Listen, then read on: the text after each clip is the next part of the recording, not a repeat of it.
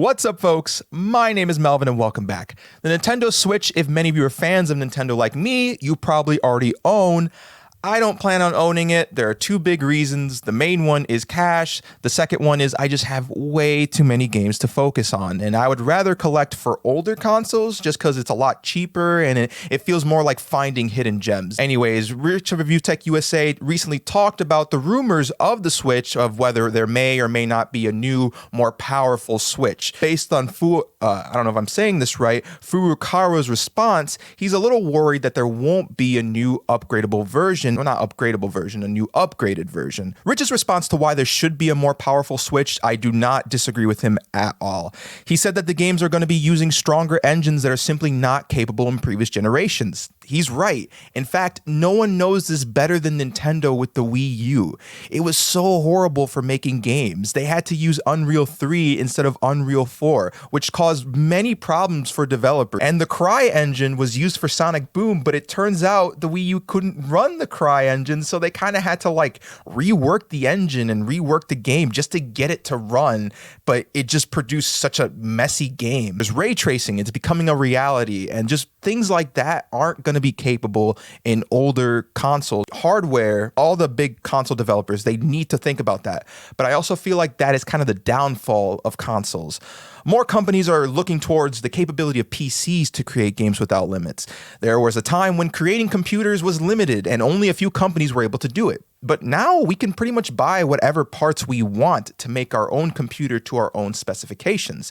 And upgrading a PC is a lot easier than upgrading a console. In fact, upgrading a console is such a hassle, and it's another thing that I don't want to think about when playing new games, and PC makes it a little bit easier. And I know that, with PC gaming, they have the same issues where you see the minimal specs and the recommended specs, and maybe your computer doesn't have either of those grades to play certain games.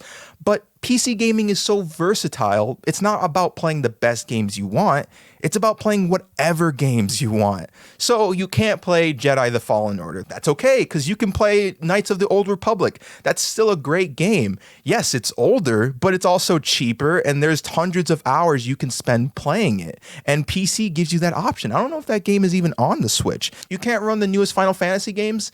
Then just play the older ones, or play Indivisible. That's a great turn-based RPG game. So I don't think anyone with a PC feels left out because there's just so much options out there when it comes to their choices of buying games. Console developers need to take that extra step with gaming developers in order to make sure that their console is thriving. Consoles like the Wii U and Vita, unfortunately, didn't take that step, and they both failed despite having great games. Not wrong. That's a fact. All right. So what should console developers do? And I hate to say this, I don't like the idea because I want to play every single game out there if I could, but they have to focus on exclusives. I specifically think they need to go the indie route development. The graphics won't matter, so it really isn't down to hardware. Hardware isn't going to be an issue. And games like Cuphead, Dead Cells, Celeste, and Shovel Knight, they've all seemed to gain attention while sort of just redirecting the gaming industry. I was sort of thinking of an analogy. It's kind of like Stranger Things and Netflix. When you think of Stranger Things, you immediately think of Netflix right afterwards. Sony, Xbox, and Nintendo all need to do that, where they get talented people to make games for their console. Xbox has been buying a ton of companies. Nintendo have always been focused on exclusivity. They've been focusing on Mario and Zelda, but those are big AAA games. I would like them to focus on smaller games. And then Sony, the same thing. They're a little bit less focused on exclusivity, but they've been picking up the pace a little bit with Spider-Man and God of War. They kind of need to steer their own direction when it comes to the next generation.